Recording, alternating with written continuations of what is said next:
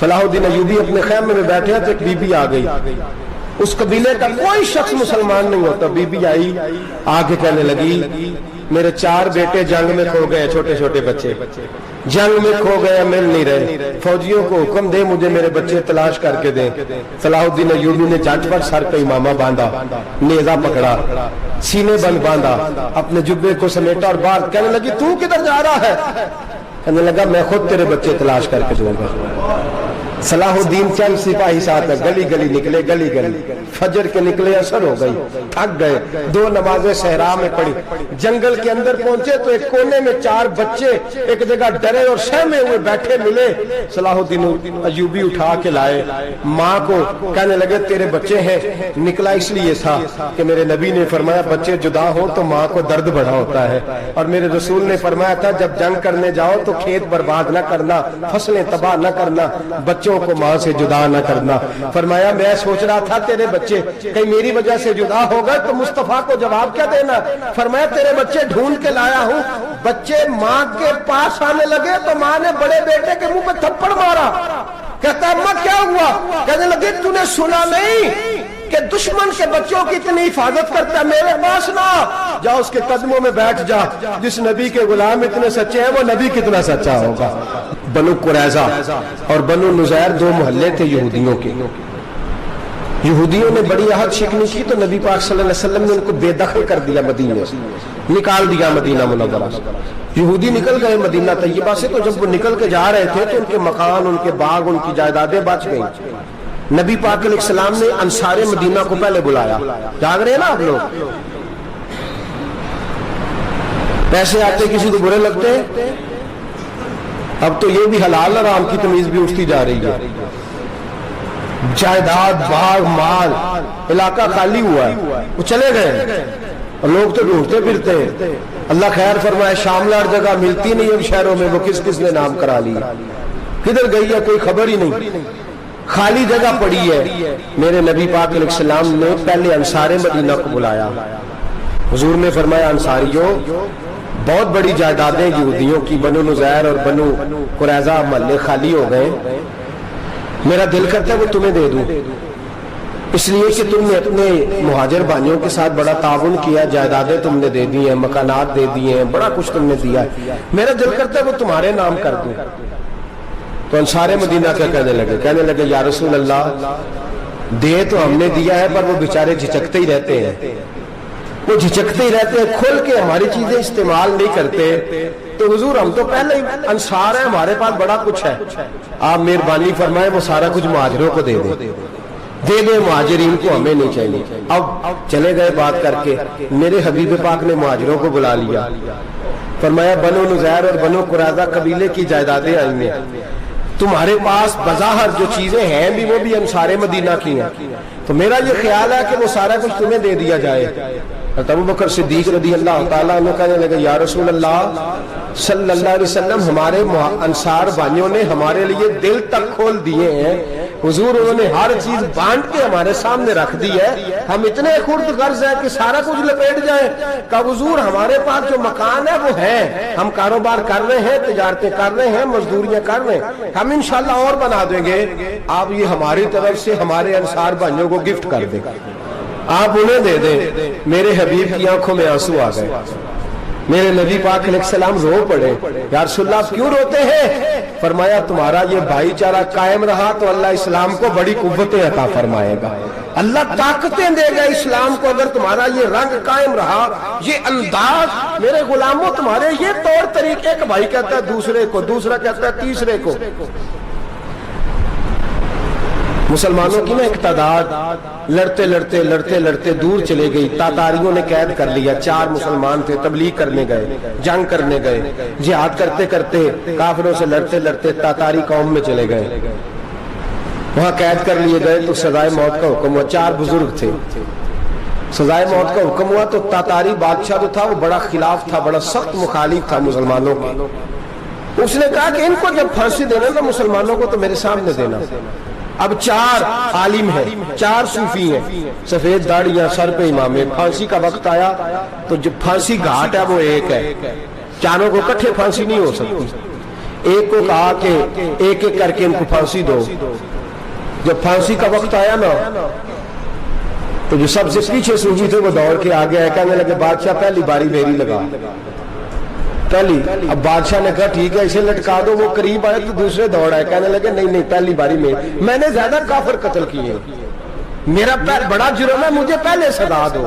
ان کو پھانسی دینے لگے تو تیسرے آ گئے, کہنے لگے نہیں یہ تو میرا قتل کرتا تھا, رستے میں بتایا کرتا تھا, ڈھونڈ کے میں بتلاتا تھا کہ یہاں زیادہ تعداد ہے, مجھے پہلے پھانسی دو.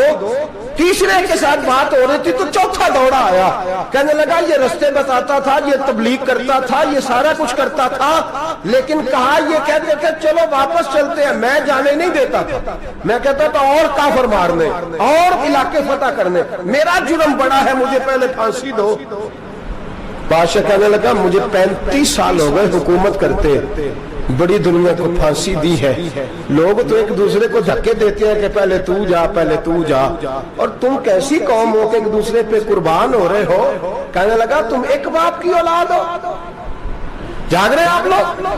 تاتاری بادشاہ کافر بادشاہ اسلام کی مخالفت کر دیں, ایک باپ کی اولاد ہو کا نہیں, ایک قبیلے کے رہنے والے ہو کا نہیں, ایک ملک کے رہنے والے ہو نہیں. اس نے کہا رشتہ کیا ہے تمہارا, رشتہ کیا ہے؟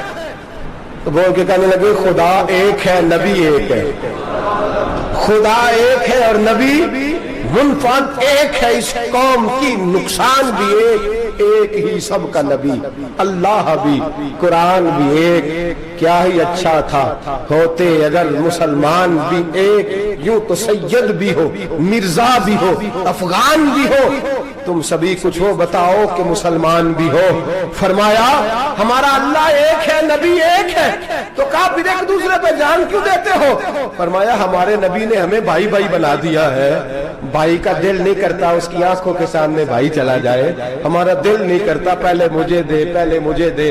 بادشاہ کہنے لگا تمہارا جذبہ مجھے متاثر کر گیا, جاؤ میں تم چاروں کو آزاد کرتا ہوں, تمہیں آزاد کرتا ہوں. میرے دوستو یہ رنگ تھا, دیکھیں نا, یہ اس دھرتی نے نظام دیکھا ہے نا, اس فلک نے پہلی بار دیکھا, اس زمین نے پہلی بار, اور میرے حضرت صاحب فرمایا کرتے تھے زمین تڑپ کے روئی, اس نے پہلی دفعہ دیکھا. احد کا میدان ہے, 3 صحابہ تپتی ہوئی زمین پہ زخموں سے چور چور پڑے ہیں. حضرت انس بن نضر رضی اللہ تعالیٰ عنہ پانی کا پیالہ لے کے پہنچے, ایک زخمی سے کہا تجھے پانی پلانا ہے, تو کہنے لگا میرے زخم تھوڑے ہیں, وہ جو ساتھ پڑا اس کے زخم گہرے ہیں, پہلے اسے پانی پلا دے, جا اسے دے دے. اس کے پاس پہنچے تو وہ کہنے لگا وہ مجھ سے پہلے گرا تھا, اس کا زخم زیادہ گہرا ہے, اسے پانی پلا. تیسرے کے پاس گئے تو کہنے لگا چوتھا تڑپ زیادہ رہا ہے, اس کی عمر زیادہ ہے, میں تو جوان ہوں برداشت کر لوں, بڑھاپے کی وجہ سے نڈھال ہو گیا, پہلے اسے پانی پلا. چوتھا کہنے لگا 5ویں کے پاس جا, 5واں کہنے لگا 6ٹھے کے پاس جا.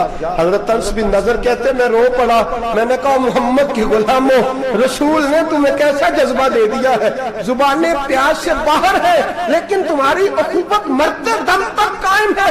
کہتے میں 7ویں کے پاس گیا تو کہنے لگا اگر 6 قربانی دے سکتے ہیں تو مجھے خود غرض نہ سمجھ, میں نے نہیں پانی پینا, جا پہلے کے پاس لے جا. کہتے میں پہلے کے پاس آیا تو روح پرواز کر گئی, دوسرے کے پاس آیا تو روح پرواز کر گئی, میں 7ویں تک آیا تو انتقال کر گئے. کہتے ہیں پانی کا پیالہ میں نے اٹھایا اور میں نے زمین پہ رکھا تو میں نے کہا پانی گوا رہنا, محمد کے غلام مر تو جاتے ہیں پر ایک دوسرے کا خیال بڑا رکھا کرتے ہیں, گوا رہنا یہ مر جایا کرتے لیکن ایک دوسرے کا درد. میرے دوستو لٹا ہوا برما, روتے ہوئے مسلمان, سسکیاں اور آہیں لیتی ہوئی مائیں پوچھتی ہیں اے خاصان رسول وقت دعا ہے, امت پہ تیری آ کے عجب وقت پڑا ہے.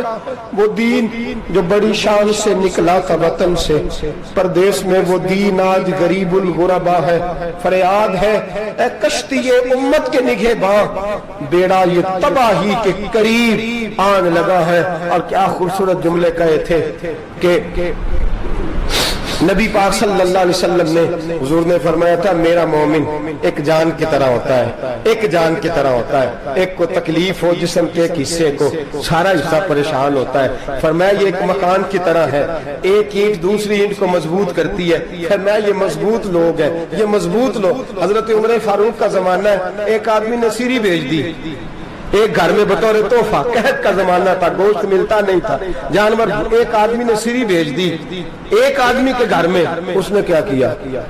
اس نے اپنی بیوی سے کہا ہماری تو خیر ہے، ساتھ والا پڑوسی زیادہ غریب ہے، ادھر نہ بھیج دے، یہاں گندم امیر شہر کی ہوتی رہی خراب اور بچی کسی فقیر کی فاقوں سے مر گئی، کہا ساتھ والے پڑوسی کے گھر سے میں کئی دنوں سے بھوک کی آوازیں، وہاں بھیج دے۔ اس کے گھر گئی تو اس کی بیوی شوہر کو مشورہ دیتی ہے، کہتی ہے میرے بچے تو دلیر ہیں، ساتھ والے کے چھوٹے ہیں، وہ گزارا نہیں، ادھر نہ بھیج دے۔ ادھر گئی، ایک روایت ہے 7 گھر، ایک روایت ہے 21 گھر، 21 گھروں میں گھومتی ہوئی وہ شریف پھر پہلے کے گھر میں آ گئی، اور پہلا صحابی کہنے لگا صرف تو نے ہی محمد کا کلمہ نہیں پڑھا، باقی بھی اس نے بھی پڑھا ہوا ہے، صرف تو نے ہی رسول اللہ سے یہ درس نہیں لیا، باقیوں نے بھی لیا ہے، اور صرف تیرے اندر ہی جذبہ اظہار نہیں، تو ہی صرف مسلمانوں سے پیار نہیں کرتی، سارے ہی پیار کرتے ہیں۔ وہ شریف پھر آ گئی، اب کیا کرنا ہے؟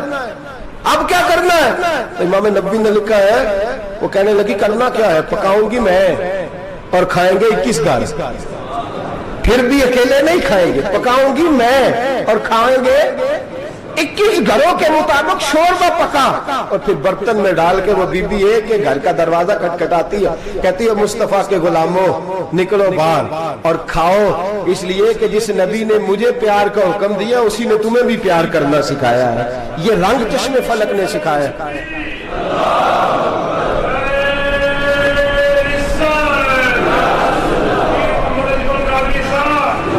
آپ کی بڑی مہربانی، زندہ باد وہی ہے جس کو اللہ رسول زندہ باد فرمائے، بڑی مہربانی، اللہ جزا دے۔ عرض یہ کرنے جا رہا تھا کہ رسول کریم صلی اللہ علیہ وسلم نے پیغام دیا امت کو، فرمایا دیکھیں نا کتنے بڑے لفظ ہیں، یہ نہیں فرمایا دوزخ میں جائے گا، یہ نہیں فرمایا کہ اسے جہنم کی سزا ملے گی، میرے نبی نے فرمایا میں اسے مومن مانتا ہی نہیں، میں اسے مسلمان اپنا مانتا ہی نہیں۔ حضور کسے؟ فرمایا جو پیٹ بھر کے کھاتا ہے اور اس کا ہمسایہ بھوکا سو جاتا ہے، میں مومن ہی نہیں مانتا۔ سزا تو تب ملے گی نا کہ جب میں کسی سزا کا اعلان کروں، میں مانتا ہی نہیں، وہ میرا ہے ہی نہیں، خود پیٹ بھر کے کھا رہا ہے، ہمسایہ اس کا بھوکا، میں نہیں مانتا۔ انما المؤمنون اخوہ، مومن بھائی بھائی، میں مانتا ہی نہیں اسے۔ اور میرے حبیب پاک اتنے بڑے لفظ حدیث میں اور کہیں نہیں ملیں گے، آپ کو اتنے بڑے جملے کہیں نہیں ملیں گے۔ میرے نبی پاک نے فرمایا اللہ کہے گا قیامت کے دن، کون؟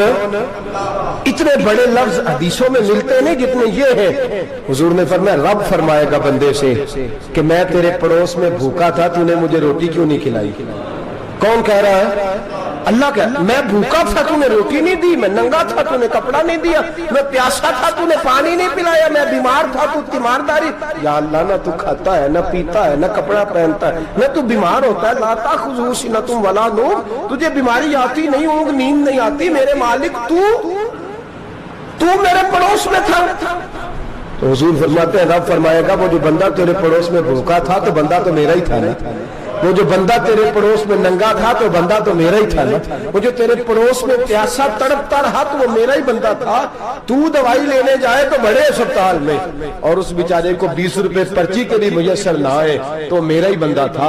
میرے دوست خیال کر اور یاد رکھ، یہ جو ہمسائے ممالک میں ظلم ہوتے ہیں، زیادتیاں ہوتی ہیں، ہمارے گھر کا پنکھا اچھا چلتا ہے، ہم جلوس اس وقت نکالتے ہیں جب ہماری لائٹ بند ہوتی ہے، ہم جلوس اس وقت نکالتے ہیں جب ہمارا ایسا جو ہمیں تنگ کرتا ہے، ہم اس وقت درد محسوس کرتے ہیں جب ہمارے گھر تک آگ آ جاتی ہے۔ یہ جو باہر آگ جل رہی ہے یہ تیرے گھر بھی آ سکتی ہے، یہ جو باہر فساد ہو رہا ہے یہ تیرے دروازے تک آ سکتا ہے۔ میرے رسول پاک نے ایک جان، مسلمان کو ایک جان قرار دیا۔ مجھے بتائیے انگلی کو کٹ لگ جائے، مسلمان ایک جان ہے نا، انگلی کو لگ جائے کٹ، دماغ کہتا ہے میں نے نہیں سوچنا اس کے بارے میں نے اس کے درد کو محسوس ہی نہیں کرنا، انگلی کی درد ہے، انگلی جانے اس کا کام جانے، ایسے ہی ہوتا ہے نا۔ بولے پیروں سے کہتے ہیں، انگلی کہتی ہے چاہے ڈاکٹر کے پاس، پیر کہتے ہیں نہیں میں نے نہیں جانا، انگلی کا کام ہے انگلی جائے، ایسے ہی ہے نا۔ دل سے کہتے ہیں تو تڑپ تھوڑا سا، انگلی کو درد ہے، کہتے میں کو تڑپوں، انگلی کا معاملہ انگلی جانے اس کا کام جانے۔ ٹیلی فون کرنا ہے ڈاکٹر صاحب کا پتہ کرنا ہے تو کان کہتے ہیں میں نے نہیں بات سننی ڈاکٹر صاحب کی، زبان کہتے ہیں میں نے نہیں بولنا، انگلی جانے ایسا ہوتا ہے۔ پیر احتجاج کرتے کہ میں نے ڈاکٹر کے پاس میں کچھ چکر کھاتا پھروں ڈاکٹر کی دکان کی، انگلی کو درد ہے انگلی جانے، ایسا ہوتا ہے۔ بھئی میرے رسول پاک نے فرمایا مسلمان ایک جان ہے، تو درد برما کے مسلمانوں کو ہو رہا ہے تو پاکستانی کہہ رہے ہیں کوئی بات نہیں، وہ جانے ان کا کام جانے، ایک جان ہے نا، درد ہونا چاہیے، تکلیف ہونا چاہیے، پھٹے پہ باتیں ہوتی ہیں اس موضوع پہ، اسمبلی پہ گفتگو ہوئی ہے اس موضوع پہ، آپ کی صوبائی اسمبلیاں اس موضوع پہ بولی ہیں، آپ کے کونسل اس موضوع پہ بولے، ہم تو اپنی اپنی سیاستیں، اپنے اپنے تماشے، اپنے اپنے چکروں میں لگے ہوئے، وہ دریا کے اندر سسکتے مسلمان، بنگالی کہتے ہیں ہمارے نہیں، برمی کہتے ہیں ہمارے نہیں، پاکستانی کہتے ہیں ہمارے نہیں، ترکی کہتے ہیں ہم کس کے ہیں؟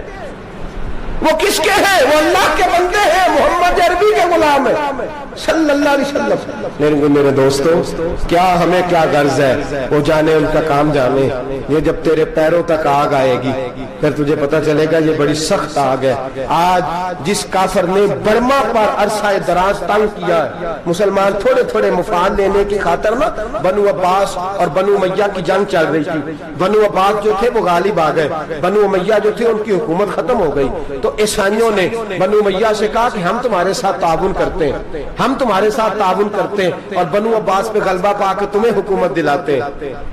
بنو امیہ بڑی جدوجہد کر رہے تھے بادشاہی کے لیے، لیکن انہوں نے کہا کہ ہم لڑ رہے ہیں، کوشش کر رہے ہیں، لیکن ہمیں کسی کافر کی مدد کی ضرورت نہیں، ہم جتنا مرضی لڑیں لیکن کافروں کے ہاتھوں بنو عباس کو مروانے کو ہم تیار نہیں ہیں، ہمیں خبردار، تمہارا آپس کا معاملہ ہے، ہم خود نمٹ لیں گے، تمہیں اجازت نہیں دیتے تم اندر کودو اور کود کر کے تم فسادات پیدا کرو اور مسلمانوں کے اندر تقسیم کرو۔ میرے دوستو، مسلمان کو سوچنا چاہیے، سوچ بڑی رکھنی چاہیے، گھر کی جنگ سے نکل آ، اب بہو ساز کی جھگڑے سے باہر آ جا، اب محلے کی سیاست چھوڑ کے باہر کا سوچ، اب اسلام کو تیری حاجت ہے۔ اب پوری دنیا جب مسلمان کو دیکھے نا، فیس بک یوز ہوتی ہے، اس پہ نوجوان جب اسلام کی بات کرنے لگے گا، اس پر جب بڑا اسلام کی بات کرنے لگے گا، پوری دنیا میں پیغام جائے گا کہ مسلمان اب جاگنے لگا ہے، مسلم خوابیدہ بیدار ہونے لگا ہے، اب اس کی آنکھیں کھلنے لگی ہے، اب یہ اپنے مذہب کی بات کرتا ہے، اب یہ اپنے ملک سے، صوبے سے، برادری سے نکل کر بولتا ہے، اب یہ کہتا ہے کہ بازو تیرا توحید کی قوت سے قوی ہے، اسلام تیرا دیس ہے، تو مصطفی ہے، اب یہ بڑی سوچ رکھتا ہے، اب یہ عالمی بات کرتا ہے۔ میرے دوستو، ہمارا تو حال یہ ہے، امام اعظم ابو حنیفہ کا فتویٰ ہے، آپ فرماتے ہیں جو مولوی عالمی حالات سے باخبر نہ ہو وہ جمعے کی تقریر نہ کرے، وہ مسلمانوں کی رہنمائی نہیں کر سکتا، عالمی حالات سے جو خبردار نہ ہو۔ تو جس کو چھٹی ہو جائے، تو نے ختم نہیں پڑھا، دوڑ جا مسجد سے، تو ختم نہیں پڑھتا، ہمارے تجھے پتہ ہی نہیں تو کہاں رہتا ہے، بھاگ جا، وہ عالمی حالات پہ بات کرے گا، کیونکہ بیچارے کو تو پتا میری سویرے چھٹی ہو جانی، سیاست کا لفظ چھیڑا نہیں تو میں گیا نہیں۔ یاد رکھے، وہ جو بیداری ہے، وہ جو اعلیٰ ظرفی ہے، وہ جو بڑی سوچ ہے، وہ جو ملت کی سوچ ہے، وہ جو قومیت کی سوچ ہے، وہ جو آگے بڑھنے کا زاویہ ہے، وہ تو اندر، اقبال کہتے ہیں گلا تو گھونٹ دیا اہل مدرسہ نے تیرا، گلا تو گھونٹ دیا اہل مدرسہ نے تیرا، تجھے تو مدرسے والوں نے پلیٹ پکڑا دیا ہے کہ جا سویرے لنگر کٹھا کر کے لا اور دوپہر کو روٹیاں مانگ کے لا اور دیکھ آج مرا کون ہے، ختم کس کا پڑھنا ہے، تو گلا تو گھونٹ دیا اہل مدرسہ نے تیرا، اب کہاں سے آئے گی صدا لا الہ الا اللہ، تو گھونٹ دیا تیرا گلا، تو کیسے بڑی بات کرے گا؟ بڑی بات کے لیے بڑی سوچ چاہیے، بڑی تگودو چاہیے، بڑی کوشش چاہیے، بڑا حوصلہ چاہیے۔ مسلمان چھوٹی چھوٹی لڑائی میں، چھوٹی چھوٹی جنگ میں، ایک دکاندار دوسرے دکاندار سے لڑ رہا ہے، گلی والا دوسری گلی والی سے لڑ رہا ہے، محلے والا محلوں پہ اعتراض، ایک شہر میں رہنے والے میں نے دوسرے محلے پہ اعتراض کرتے دیکھے، یقین کریں، ایک شہر میں رہنے والے، علاقے میں بسنے والے کہتے ہیں بھائی توبہ ہے اس محلے تو اللہ ہی بچائے، لا حول ولا قوت۔ وہ جو تقسیم در تقسیم کی سوچ ہے، اس نے چھوٹے چھوٹے ٹکڑوں میں مسلمانوں کو بانٹ دیا ہے، چھوٹی چھوٹی تقسیم ہے، چھوٹا چھوٹا ہمارا مزاج ہے، چھوٹی سوچ ہے، بڑی سوچ کی بات سنیے۔ صلاح الدین ایوبی، جاگ رہے ہیں نا آپ لوگ؟ تو آخر حضرت صاحب ایڈی وڈی گل چھیڑ چھڑی ہے، یہ مطلب ہی کون نہیں، کنے برما جانا ہے تو کنے مدد کرنی ہے، میں تو بھائی فریضہ سر انجام دے رہا ہوں۔ میرے نبی نے فرمایا برائی کو یا ہاتھ سے بدل، ہاتھ سے نہیں بدل سکتا تو زبان سے تو بولنا، تو میں معذور ہوں، کمزور آدمی ہوں، ہاتھ سے بدلنے کی طاقت نہیں رکھتا، تو دوسرے درجے پہ تو مجھے عمل کرنے دو نا۔ اثر کرے نہ کرے سن تو لے میری فریاد، نہیں ہے داد کا طالب یہ بندہ آزاد، رونے تو دو، تڑپنے تو دو، آہیں تو بہانے دو، سسکیاں تو لینے دو، مار کھائیے تو تڑپنے تو دو۔ وہ قرآن پاک برما میں پابندی لگی ہے تو میں یہاں سوچنے لگا ہوں کہ وہاں تو پابندی لگی ہے، یہاں پہلے لوگ کوئی نہیں پڑھتی۔ معاذ اللہ تعالیٰ حالات دن پہ دن مسلمانوں کے لیے ایک ایک کر کے، افغانستان میں جو آگ لگی تھی پھر وہ عراق میں بھی لگی، پھر وہ لیبیا میں بھی لگی، پھر وہ مصر میں بھی لگی، پھر وہ یمن میں بھی لگی، سعودی عرب میں دھماکے ہوئے، میرا دل تڑپا ہے، مجھے پریشانی ہوئی، میں بچے 5 تھے، میں بڑا ڈسٹرب ہوا، میں نے کہا یار یہ ہمارا سب کا اجماعی عقیدت کا مرکز ہے، ہم کم از کم 1000 اختلاف کے باوجود کہا کرتے تھے کہ عرب میں امن ہے، یار وہاں سکون ہے، وہاں دکانیں کھلی چھوڑ کے لوگ چلے جاتے ہیں، وہاں بھی فساد ہونے لگا، وہاں بھی آگ بڑھ گئی ہے، لیکن ہم صرف چھوٹی چھوٹی کر کے جب آگ بجھانے کی کوشش کریں گے اس وقت آگ نہیں بجھے گی، جب ہر آدمی اپنے پیالے میں پانی لے کے آئے گا، ہر شخص اپنے گھر کی نل چلائے گا، ہر شخص نلکا چلائے گا اور پانی نکال کے یہ آگ بجھائے گا، تب یہ آگ بجھے گی۔ ہر آدمی کو کردار سوچ بڑی کرے، نظریہ بڑا کرے، ملت کی بات کرے، مسلمان ہو کے سوچے، مسلمان ہو کے سوچے، خدا را نکلے یہ گھر کے جھگڑوں سے، تھوڑی دیر کے لیے اپنے آپ کو بڑا کرے، بڑی سوچ آپ بنائیں، جب دوستیاں لگائیں، جرانے لگائیں، پھر چھوٹے موٹے حساب سے بچیں۔ بابا بلے شاہ صاحب فرماتے کوڑے ورک کتاب نہیں ہوندے، کوڑے ورک کتاب نہیں ہوندے، پتھر دل گلاب نہیں ہوندے، او بلیا یاری سوچ کے لائی یارا نال حساب نہیں ہوندے۔ پھر ذرا نکلے اس حساب کتاب سے باہر، بلیا یاری سوچ کے لائیں یارا نال صاحب نہیں ہوندے، پھر ذرا بڑا ذہن کرے، چھوڑے اپنے صاحب یوسرون اعلان قسم وَلَنَبْلُوَنَّكُمْ بِشَيْءٍ مِّنَ الْخَوْفِ وَالْجُوعِ وَنَقْصٍ مِّنَ الْأَمْوَالِ وَالْأَنفُسِ وَالثَّمَرَاتِ، پھر حساب کتاب سے نکلے، پھر امام علی مقام کی طرح یہ سوچ بنائے کہ حسین کے بچے چلے جائیں تو کوئی حرج نہیں، امت پر آنچ نہیں آنی چاہیے۔ ایک امام علی مقام، کل تک امام میدان میں کھڑے تھے تو اکیلے تھے، لیکن آج پوری دنیا کہتی ہے حسین ہمارا ہے، حسین ہمارا ہے۔ آج نظریہ امام علی مقام زندہ ہے، تو اکیلا ہے تو کھڑا ہو، یہ نہ کہا کر چھوٹی سی مسجد ہے، ایک کونا کا کھڑکاوا، مولانا تقریر کر رہے ہیں تو کیا بنے گا، ایک آواز کہیں سے گونجا کرتی ہے، پھر اس میں تاثیر میرا اللہ پیدا فرما دیا کرتا ہے، پھر اس کے اندر قوت میرا رب پیدا فرما دیا کرتا ہے، پھر اللہ اس میں تاثیر پیدا کر کے 4 دانگ عالم میں پھیلا دیا کرتا ہے۔ صلاح الدین ایوبی، مسلمانوں پہ ظلم ہوا، فلسطین میں آگ لگی اور پورے فلسطین کی گلیاں خون سے بھر گئی، ایک دن کے اندر 70,000 مسلمان قتل ہوا۔ گھوڑوں سے سڑکوں پہ چلا نہیں جاتا تھا، گھوڑے پھسلتے تھے، اتنا خون تھا، اور کچی سڑکیں تھی، اتنا خون تھا، پہلے کچی زمین نے خون پیا، پھر خون اس سے باہر آیا، پھر بھی اتنا سخت 70,000 آدمی قتل ہوا۔ صلاح الدین ایوبی کون تھے؟ میرے غوث اعظم جیلانی کے مدرسے کے طالب علم تھے۔ جامعہ نظامیہ مدرسہ، یہ مدرسے ہیں جنہوں نے دین کے مجاہد پیدا کیے، مدارس ہیں جنہوں نے دین کے مجاہد پیدا کر کے پوری دنیا کے اندر پھیلائے ہیں۔ مدارس کے اندر دہشت گردی آئی، میں اختلاف نہیں کرتا، لیکن ابھی بھی مدرسے ہیں جن مدرسوں سے رسول اللہ کے دین کا سچا درس دیا جاتا ہے، امن، پیار اور محبت کی فضا کو عام کیا جاتا ہے وہ مدارس، اور انشاءاللہ قیامت کی صبح تک وہ مدرسے قائم رہیں گے۔ صلاح الدین ایوبی مدرسے کے طالب علم ہے، مدرسے کا، لیکن مدرسہ اس کا تھا جو ساتھ درویش بھی تھا، جو ساتھ اللہ رسول کے احکامات محبت کے ساتھ کھلانے والے غوث اعظم جیلانی کا مدرسہ تھا، اس مدرسے کا پڑھنے والا طالب علم، دیکھیں نا علم دین شہید کون تھا؟ نعتیں پڑھنے والا تھا نا، ختم دلانے والا تھا۔ عامر چیمہ شہید کون تھا؟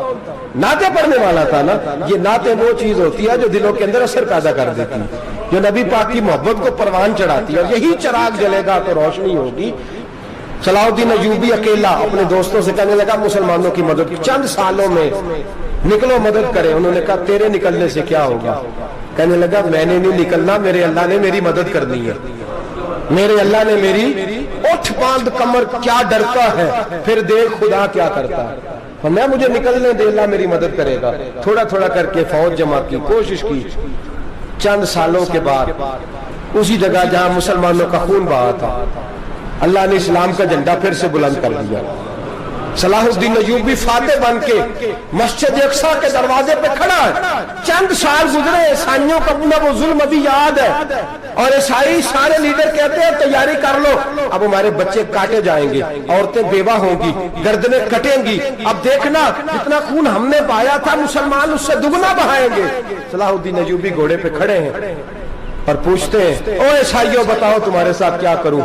گردنیں جھک گئیں، جواب کوئی بھی نہیں. کہا تم نے 70,000 مسلمان ایک دن میں مارا تھا، بولو تمہارے ساتھ کیا کروں؟